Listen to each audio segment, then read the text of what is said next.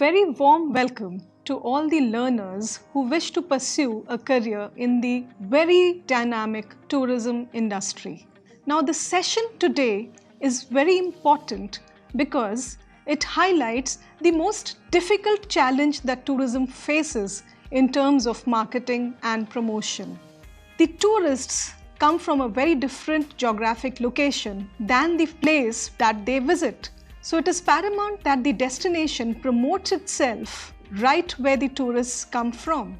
And that is how began the concept of the Festival of India, an event which is a celebration of India's culture in foreign countries, highlighting not just the ancient historic culture that India has inherited, but also the modern and contemporary issues related with the huge country like ours. We will also see in this session the logic of why this event is organized and why it is important that this event, because of the huge budget involved, must give results. We will also look at the planning and organization, how the entire concept took birth, how it is managed, how it is organized, because the sheer dynamics of this particular event makes it a huge challenge for the organizers. We will also see the achievements in terms of what the festival has done for our country, how it has brought in front of the world a picture that was initially not the picture of India that the people had, and how the festival has encouraged foreigners to visit our country. But it is also important that we understand the limitations of organizing a festival like this. So let us begin the session and let us see the main objectives of the session. We will understand the logic behind organizing festivals of India in foreign countries. We will also be informed about how the festival began and what its journey has been right from the post-independent India. The festival began in 1947 and how it is today in the year 2019. We will also look at the structure, the planning and organization of the festival, how it is done, what are the various features which are integral to organizing a festival of this scale. We will look at again the challenges that the festival has been facing right from its inception through the current period, and we will also see how a festival like this has helped to promote inbound tourism to India, popularizing India as a tourist destination in the eyes of the foreigners and making us proud of our heritage and culture. Now, India is a huge subcontinent, or it's a part of a subcontinent which is by and large a very unique culture with a very different civilization from that in any other part of the world. Now, because the history of India had been written mostly by foreigners, mostly by the Britishers to be precise, the country has been receiving a very contrasting perception than what actually lies in the nation. It is very important to change the perception which is very contrary to the reality so that people can understand the richness of our culture and the vast heritage that we have, and not only the ancient cultures that we have inherited, how India in the modern world is, though transiting from its ancient cultures, has still kept alive its heritage. So we will see the cultural heritage, how it has been looking at the various stages, the evolution of Indian cultural heritage. We will also see how festivals of India has made people or the tourists aware of our rich heritage. Especially, these festivals have been organized in tourist-generating countries, the countries from where maximum tourists undertake travel to foreign countries. So, India, in its effort, has always concentrated its marketing effort and promotion in these tourist-generating countries, and how definitely a festival of this nature has given results to our country in terms of increasing tourism to the country. And of course, the best way to present India as a tourist receiving country, as a destination which is unique, as a destination which has lots to offer, is through the festivals of India. Now let us see how the festival began, how it was conceived, what the background of the Festival of India has been. Now it was immediately after India gained independence, that was in the year 1947-48, that the first ever exhibition of India was held in Britain. To be precise, it was held in the Burlington House, London, where Indian antiquities were exhibited in front of the Britishers. Now this exhibition was a huge success because the Britishers came in large numbers to look at the antiquities displayed at the exhibition. But then the exhibition saw a gap of around 30 years. But the idea of organizing this kind of exhibition was always there between the two governments. In 1978, it was the British government who made an effort and proposed to hold an exhibition of Indian classical art in London. So in 1980, the then Prime Minister of India, Mrs. Indira Gandhi, participated in a dialogue with the Britishers, and she said that it is not enough to showcase just the rich heritage of India, but it is important that the event of this nature should definitely display our past, but it should also take into consideration the contemporary aspect, and thus took shape the festivals of India. So after much deliberations, planning and coordinating, finally in 1982, the first successful event was held in Britain, revolving around the theme continuity and change. Continuity to highlight the dynamics of the continuing nature of our heritage, of our traditions, of our values, which is ingrained in every Indian, but at the same time change to show how India has also accepted modernization and how it is looking forward to technical advancements and the other developments that are taking place world over. In the same year, that is 1982, Mrs. Indira Gandhi visited USA, where she met President Reagan. In the dialogues that ran between her and the president, it was finally decided that USA would also hold the festivals of India. With the event finally starting in the USA was born the festivals of India. So from 1982, when the grounds were laid, until 1985, a massive planning was done between the two countries, and finally the 1985-86 saw two landmark festivals organized internationally by India. One Festival of India was organized in France, in the capital Paris. The festival began on the 7th of June 1985, and in the same year, the festival took shape in Washington DC, the capital of United States. This was the 13th June 1985.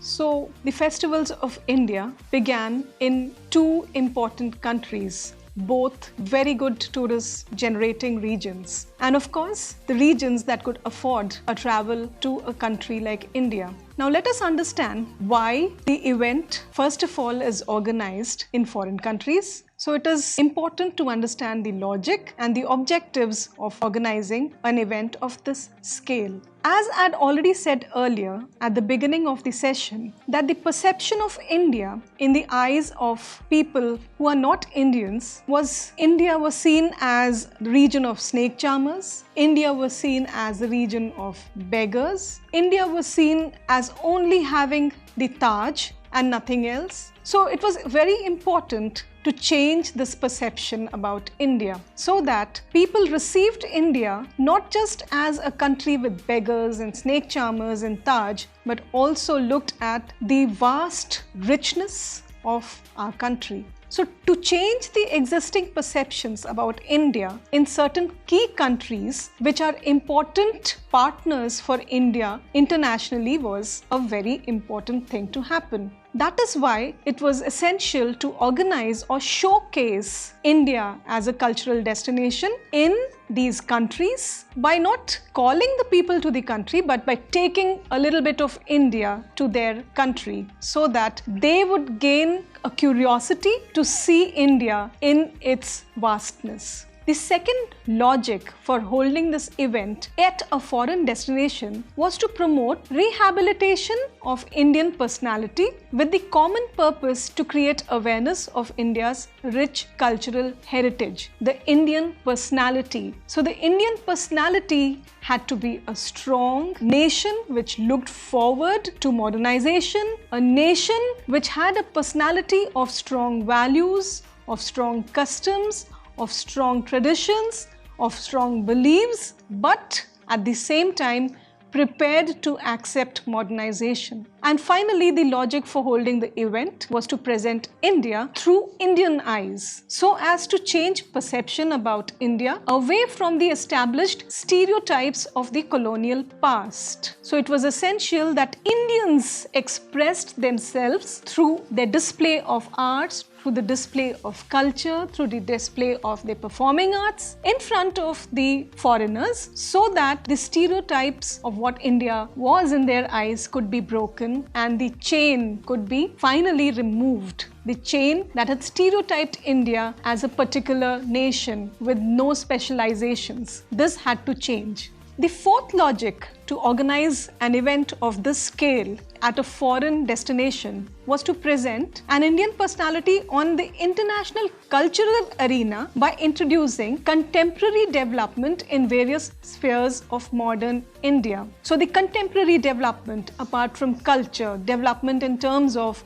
space research, development in terms of scientific developments that were taking place in the country, was also very important that it be displayed so that India could be understood better by the foreigners. And finally, the festival was organized to generate an appropriate climate of goodwill and understanding for natural exchange in different spheres, including technology, commerce, and tourism. So let us look at how the planning and organization of the entire festival took place. So today, the Ministry of Culture, Government of India, is essentially responsible for organizing the event. Way back when the event began, the HRD, the Human Resource Development Ministry, was responsible because culture was a department in the HRD division. But today, Ministry of Culture looks after the organization of the Festival of India abroad. So a Festivals of India cell, popularly known as FOI, was the cell within the Ministry of Culture responsible for organizing the event. Now the Festival of India cell divided its work into two main headings. First, the process that it had to carry out in India, and second, the process that had to be carried out abroad, wherever the festival was being organized. Of course, within India, the process involved coordinating with the artisans. That means selecting the artists who were finally going to travel abroad to display their unique talents. So for this, the FOI issues a circular to invite artists to submit their proposals. Now, artists from India, from all over India, are invited under 7 categories. Artists who are experts in classical and traditional dance forms, artists who are involved in the modern, experimental and contemporary dance forms, classical music, semi-classical, light and modern music, artists who excel in theatre, the folk artists, and of course a team that would organize the exhibitions in the foreign countries. The proposals are reviewed and the selected list is declared, and once the selected list is declared, the participants are invited to finally come in and submit their documents so as to prepare them to travel abroad. At the same time, within India, it was very important to have links with supporting agencies. The supporting agencies could be autonomous bodies, organizations working towards the growth of culture and promoting classical dance forms or theatres, private institutions who probably have their exhibits or museums or centers where they promote Indian culture, the NGOs, the universities for their diverse information, and individuals who may have talents of their own and may not be attached to any of the above institutions. Now, the Indian mission abroad, now when it comes to organizing the festival of this scale in a foreign nation, the Indian Mission Abroad becomes the nodal implementing agency. Now, the Indian Mission Abroad communicates with the various teams in the foreign country who would be coordinating for organizing an event of this scale. Now, the achievements and limitations. Now, an event of this scale, of course, involves a huge amount of budget. It involves various aspects, right from contacting the artists to finalizing their lists, to organizing the tours so that they travel to the foreign country, arranging for their stay, arranging for the other essential requirements by the artists when they visit a foreign nation. At the same time, the arrangements in the foreign country as to where the event would be organized, as to where the culture would be showcased, the various stages, museums, art galleries have to be contacted, and this of course is a huge challenge. But the brighter side is that over the years, the festival has gained immense popularity in each country where it was showcased. Participation by citizens of the host country is extremely encouraging, where they come in large numbers to look at the presentations given by the artists of India. The extensive media coverage is another encouragement and another achievement by the Festival of India. The festival is a huge success which can be displayed from the various newspapers, from the various articles, from the various magazines, which have highlighted the impact created by the festival in the foreign countries. And the third major achievement, that it has helped build international linkages between various institutions in India with those of the host countries. So mutual collaborations, not just during the tenure of the festival, but even outside the tenure of the festival is an important thing to happen. And of course, the Indian artists gained this through the festival, where they were not just, while being a part of the festival, of course, they saw a huge success in whatever they presented, but at the same time, even after the festivals, they were continuously contacted by the foreigners so that they could once again visit the country. It may not be under the umbrella of the festival, but to showcase their talents in the countries. The festival propagated the publication of numerous books on various aspects of India and in the enrichment of literature on the culture of the country, not just within the country, but of course, more importantly, in the eyes of the foreign nations. It stimulates interest in Indian art and culture internationally. It has popularized Indian folk traditions world over. So India, which was initially known only for its monuments or for its Taj, for its beggars, through the festival, the popularity was gained by the folk tradition of India, and a lot of interest was shown by foreigners to witness these unique, colorful and rich traditions that India has. It has led to the exchange of ideas and values through the various seminars, workshops and exhibitions that are a part of the events. So apart from the cultural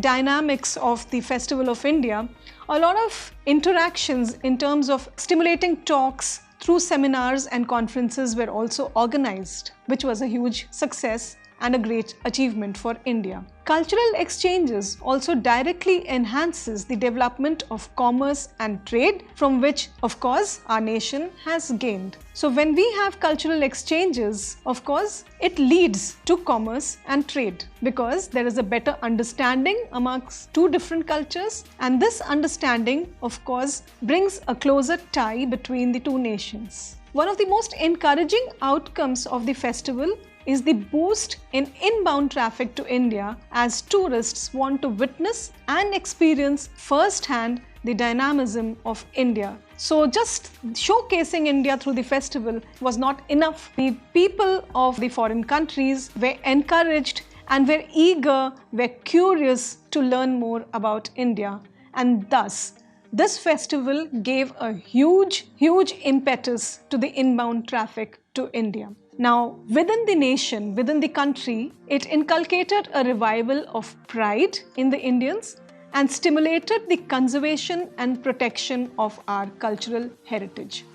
Now, of course, we also have to look at the limitations that the festival has. You can see the barriers for organizing this kind of a festival. And the first one is that the event requires a high amount of revenue for arranging for the accommodation, travel, and other necessary arrangements for the selected organizing staff, participants, and artisans. So, revenue generation is a huge challenge and sometimes poses a barrier. Apart from looking after the people who are going to visit the foreign country, the cost of transportation of materials required for staging the event is very high. The infrastructure needed for organizing this event had to be carried from India. Various museum displays had to be taken from India and had to be protected at the same time. So the cost of transportation definitely for these fragile items was very high. Then it requires time-taking communications and negotiations with the host country for hiring space on a large scale and for a substantial period of time. Since the festival, it takes place over a period of time, it's not just a matter of a few days or 1 or 2 weeks. Hiring space becomes another challenge. And of course, raising the funds for organizing an important festival of this level is in itself a difficult issue, and you have to really hunt for the funds from where it is going to be generated, and this may sometimes be a problem. A huge amount of money is also required for printing and publicity. Publicity, of course, not in India but in foreign countries, so that more and more people visit the various exhibitions, the various concerts, the various programs that are organized during the Festival of India. Now, since the event is held in different countries every year, the country where the Festival of India takes place changes every year, it is a challenge to organize low-cost activities on a sustained basis. And finally, a feedback mechanism to audit the success of the event has really not been sufficient. As a result, the immediate benefits that India gains from organizing this event cannot be witnessed. It takes some time to understand the final result of the festival.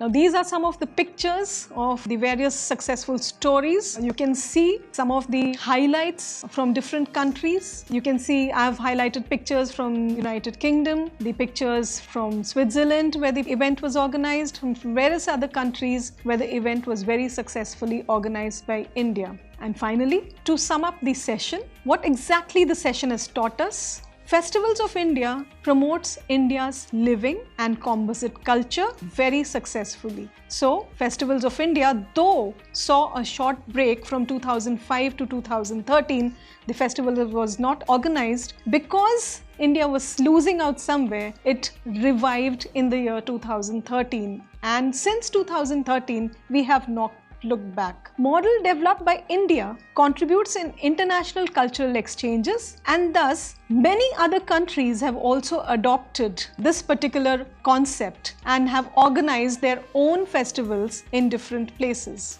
Such festivals prominently landmarked India on the cultural map of the world. Before independence, India was nowhere on the cultural map of the world. Even post-independent, bringing India to actually what it deserves was a huge challenge. But the festival has done just this. The festival played a crucial role in changing the perception of India world over. India in the modern circumstance, in the modern scenario, at the same time holding on to its culture was definitely the highlight of such festivals. Another feature of the festival that it is a promotional event, and this has created a desire for many foreigners to visit India for a unique tourism experience, as I've already shared with you earlier in the session. It gave innumerable artists to gain international platform and recognition which otherwise would just not have been possible. So the artists has really gained a lot from the Festivals of India. So overall, the Festival of India has been a very successful program right from the time when it was conceived till today, and it will definitely see more progresses and more successes in the futures to come. In the recent years, such festivals are organized not just in a single country, but jointly in sometimes more than 2 countries in the same year. For example, in the year 1918, the festival was simultaneously organized in Switzerland and in Tunisia.